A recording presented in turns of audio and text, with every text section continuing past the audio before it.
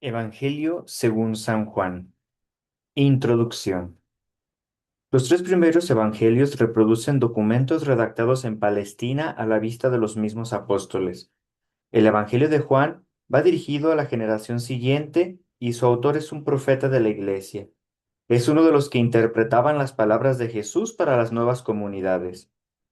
Si bien el autor ha sido, según toda probabilidad, testigo directo de la mayoría de los hechos que nos transmite, prefirió ceñirse a algunos episodios que podría desarrollar conforme a su carisma profético para bien de la Iglesia. De ahí proviene esa alternancia entre hechos y discursos.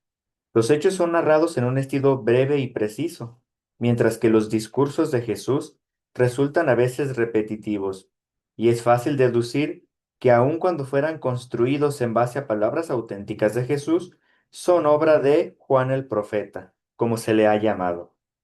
Los discursos atribuidos a Jesús la tarde de la última cena ocupan un lugar destacado. Con ellos, estamos tan lejos de la proclamación de Jesús a las muchedumbres como de las advertencias dirigidas al pueblo judío para persuadirlo a que se convirtiera. En estas páginas parece que la iglesia entera y todo el porvenir del cristianismo se identifican con esos discursos que él eligió y a los que prepara para la efusión del Espíritu. Las grandes líneas del Evangelio de Juan. Juan nos dice en el último capítulo cuál fue su objetivo. Esto fue escrito para que ustedes crean que Jesús es el Hijo de Dios. Juan 20:31. ¿Hijo de Dios? Si bien los apóstoles lo proclamaron como tal, ¿cómo entendían esas palabras? ¿En qué sentido era de naturaleza divina? Juan afirma la existencia del Hijo en Dios desde el principio, y esta luz sobre el origen de Jesús ilumina toda su obra. Hijo eterno de Dios hecho hombre.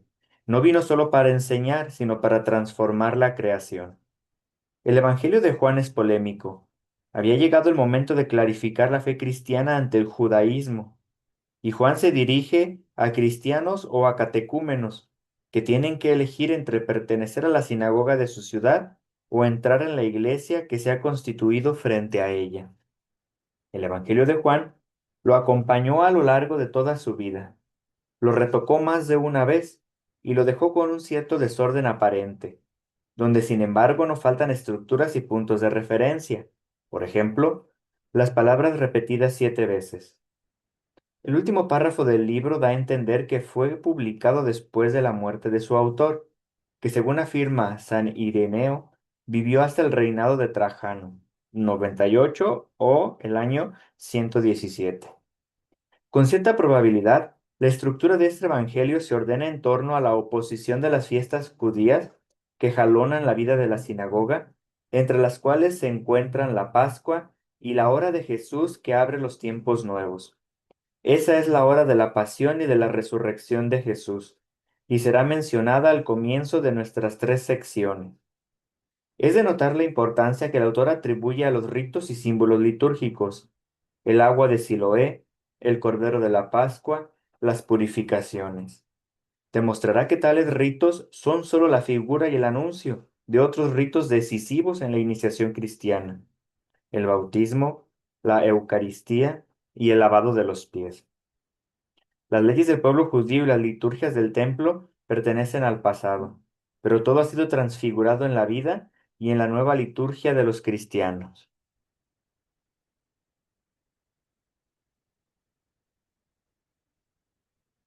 El discípulo que Jesús amaba. Desde siempre se ha pensado que la mención repetida 14 veces, 2 por 7, en la última parte del Evangelio, de la expresión el discípulo que Jesús amaba, indicaba a su autor. El último versículo, 21-24, lo dice expresamente.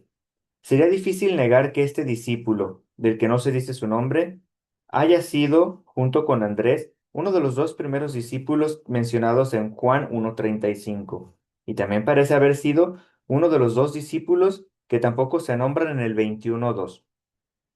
Entra en escena el momento de la última cena, colocado en el lugar de honor que corresponde por derecho al huésped. ¿No sería el dueño de casa que acogió a Jesús y a los suyos en Lucas 22:12? y desde ese momento acompaña a Pedro.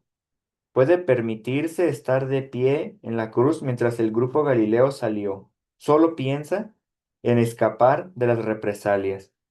Jesús le confía a María y momentos después lo comprende todo. Hablemos del Evangelio de Juan, como lo ha hecho toda la tradición desde los primeros años, y para la gran mayoría el autor sería Juan, hermano de Santiago, uno de los 12 de Jesús, aunque esta atribución suscita serios problemas. En primer lugar, el Evangelio dice muy pocas cosas sobre la actividad de Jesús en Galilea, en la que tomaron parte los hijos de Zebedeo, y que ocupa la mayor parte de los sinópticos.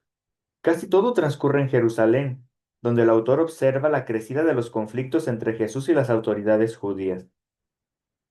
Da la impresión de estar ahí en casa y sabe lo que está pasando entre los bastidores del poder, es decir, entre los sacerdotes. Hay otros interrogantes que arrojan una sombra de duda sobre la atribución del Evangelio a este Juan. El apóstol, un pescador galileo, ¿podría ser el autor de los discursos teológicos y místicos que caracterizan a este Evangelio? Además, ¿quién diera su forma definitiva al Evangelio entre los años 70 y 90, quizás cerca de Éfeso, lugar a donde se retiró según una tradición muy antigua? No era solo un teólogo, sino que también parece haber sido sacerdote, 1815, y Juan el Apóstol, ¿pertenecía a una familia de sacerdotes? Es dudoso. El autor del Evangelio. Sería fácil atribuir el Evangelio a otro Juan, un joven sacerdote de Jerusalén distinto del hijo de Zebedeo si no estuvieran los textos del comienzo de los Hechos 3:1, 4:13 y 8:14, en que se nota una relación muy especial entre Pedro y Juan, como lo había habido algunas semanas antes entre Pedro y el discípulo amado según el cuarto evangelio.